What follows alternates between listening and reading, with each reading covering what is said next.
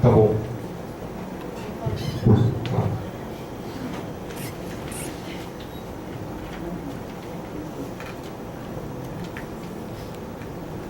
Bom, boa tarde a todos e a todas. Meu nome é Andréia, eu sou diretora do Departamento de Desenvolvimento Sustentável da Secretaria de Meio Ambiente e tentando complementar e responder alguns questionamentos aqui colocados a respeito do papel do município no licenciamento ambiental de um equipamento de infraestrutura tão importante, a gente precisa esclarecer o seguinte.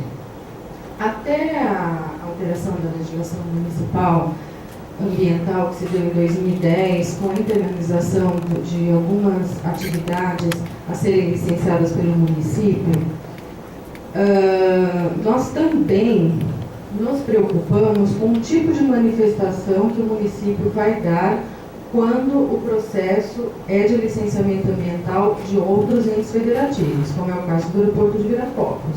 O licenciamento ambiental fica a cargo do Estado por meio da CETESB. Até 2010, a prática do município era simplesmente emitir uma carta, como o Miller até denominou, uma carta ou uma declaração, dizendo: temos interesse naquele empreendimento ou não temos interesse? É bom para o município ou não é bom para o município? Ou, como muitos de nós já lemos em processos antigos, não temos nada a opor, o município não licencia esse tipo de atividade.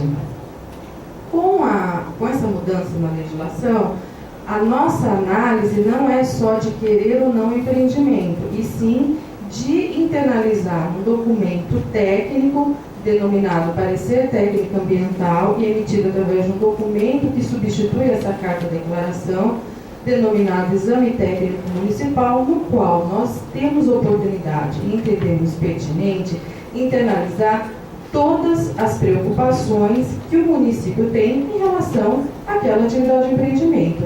E assim se deu em relação ao aeroporto de Viracopos. Então, só para esclarecer o Miller, não foi emitida uma carta, foi emitido um parecer técnico ambiental, que inclusive foi enviado ao CONDEM, em cumprimento à própria legislação municipal, e emitido um exame técnico. Para quê? Para então a uma etapa de ampliação do aeroporto internacional de Viracopos. Só um detalhe: o aeroporto internacional de Viracopos, ou um aeroporto, ou uma pista de pouso, está em Campinas desde a década de 30. Em 1932 ele era uma pista de pouso, em 1957 ele foi elevado ao aeroporto internacional de Viracopos. Ele é uma realidade já no território nosso. E o que a gente discute hoje, em 2000, a partir de 2000, é o processo de expansão e é o processo de licenciamento ambiental. E por isso essa reunião técnica e por isso que nós estamos aqui, para debater. Então, há 12 anos, nós já estamos discutindo como vai se dar essa expansão. Pode passar para mim, por favor? Então, em 2008 foi elaborado um estudo de impacto ambiental, afinal de contas é um empreendimento que demanda um estudo mais rigoroso, mais primoroso, por conta do impacto que vai se dar no município, em toda a região. Foi emitido naquela época, para a emissão da primeira licença do Estado, que é a licença prévia, um parecer técnico, o parecer 37 de 2009. Não havia o ETN, porque a legislação naquela época não existia. Esse parecer foi entregue ao governo do Estado para que ele pudesse emitir a sua licença prévia em 2011. Essa primeira licença do Estado contemplou na íntegra as preocupações do município. Note-se que, como bem colocou o Minoro, havia um estudo de uma, digamos assim, uma interferência maior. Agora, nesta primeira fase, há uma intervenção menor do projeto. Evidentemente que o município vai acompanhar as outras fases e vai se manifestar com o mesmo rigor do parecer que foi emitido neste momento. Em 2012, agora, nós internalizamos os estudos por uma equipe disciplinar maior do que a de 2009, porque afinal de contas nós passamos por concurso público, o corpo técnico da secretaria foi incrementado. Naquela época, se eu não me engano, apenas 4 técnicos ou 6 técnicos participaram. Aqui nós pudemos abranger mais itens de estudo, afinal de contas hoje a secretaria conta com geólogo, com engenheiros civis, biólogos, arquitetos, engenheiros agrônomos. A nossa análise, então, ela teve o maior aprimoramento por conta desse incremento do corpo técnico, e essa equipe trabalhou exclusivamente no quê? Com base no parecer técnico 37, com base na nova realidade posta pelo empreendedor, como que Campinas internaliza os eventuais impactos e como ela estipula as medidas mitigadoras e compensatórias desse equipamento no território municipal.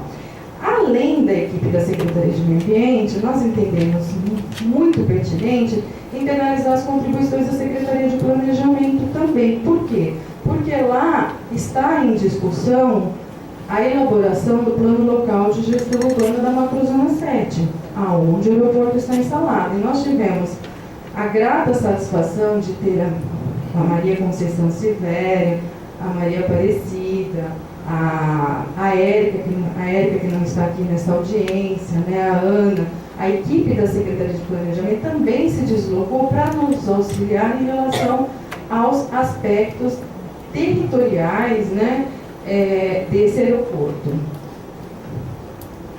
Então, hoje, né, o objetivo que se dá nesse processo de licenciamento em nível estadual, mas com internalização das preocupações do município, foi então apresentar essa manifestação para atender a um condicionamento da licença prévia. Para quê?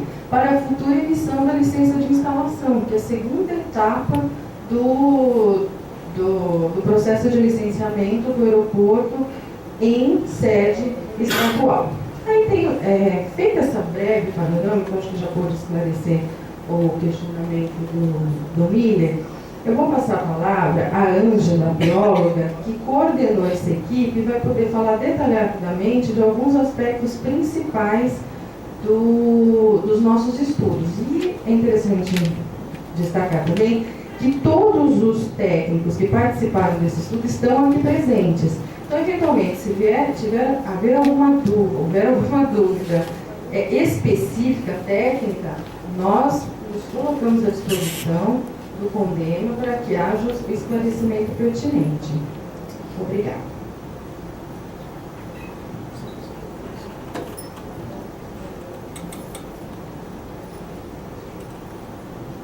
Boa tarde a todos. Como a Andrea colocou, agora a gente vai elencar como foi feito esse trabalho, né, a metodologia que a gente foi utilizando e explicando realmente que a exigência número 1 da licença prévia da CETESB foi apresentar a manifestação da Secretaria Municipal de Meio Ambiente, da Prefeitura, sobre atendimento às condicionantes estabelecidas no parecer 37 de 2009. Então, o que a gente fez? A gente utilizou aquele parecer, né, emitido em 2009, e fomos checando, fomos verificando se aquelas condicionantes, exigências do primeiro parecer foram contempladas ou não, colocando novas considerações, ver se era realmente pertinente agora, mediante essa mudança do layout do aeroporto, aquelas exigências. E aí, então, a gente organizou, não vamos ler na íntegra esse material, mas a gente foi separando os principais pontos, como recursos hídricos, a questão da vegetação, drenagem, para estar mostrando para vocês quais foram as considerações, né, da Secretaria. Outra coisa que eu queria falar antes é que o material, todo o programa básico, ele ficou disponível, foi entregue o arquivo digital para a comissão de análise territorial. Então, foi entregue para eles, assim como o ETM, tivemos uma reunião, né, fomos abertamente, né, conversamos, explicamos, então teve essa participação.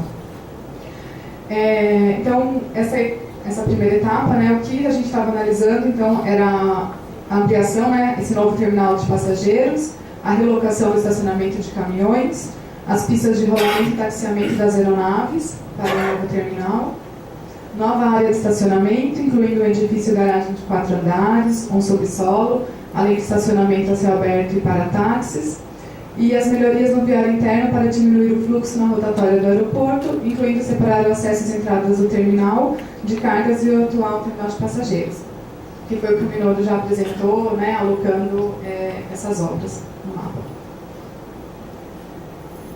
A justificativa do empreendedor foi que, segundo o documento apresentado pela empresa Aeroportos Brasil Viracopos, nessa etapa não haverá, então, intervenções ou ampliações fora da área aluminial atual do aeroporto, que é de 845 hectares.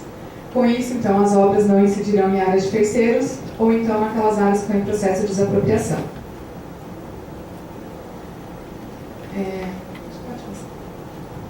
Então, em relação aos recursos hídricos, né, então a gente foi destacando os principais aspectos.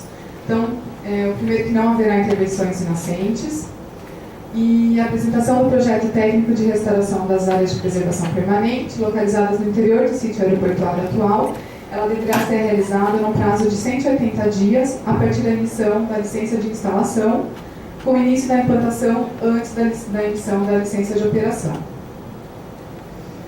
Também deverá ser apresentado o projeto de recuperação dessas áreas de preservação permanente, localizada nas áreas em processo de desapropriação, né? Então, tem que ser apresentado um projeto de recuperação das APPs que estão localizadas hoje já dentro da área do aeroporto, e posteriormente a recuperação dessas áreas, né? Porque a gente tem o Código Florestal, a Resolução CONAMA 429, e aí, sem prejuízo dessas áreas que posteriormente vão ser desapropriadas. Em relação à drenagem pluvial, o monitoramento do aspecto físico-químico das águas captadas para reutilização e atividades compatíveis, e mecanismos para combater processos erosivos e a poluição difusa ao lançar o efluente nos corpos hídricos. Então, dissipadores de energia, investimento de taludes. Então, foram as considerações que a gente foi colocando sobre a questão da drenagem.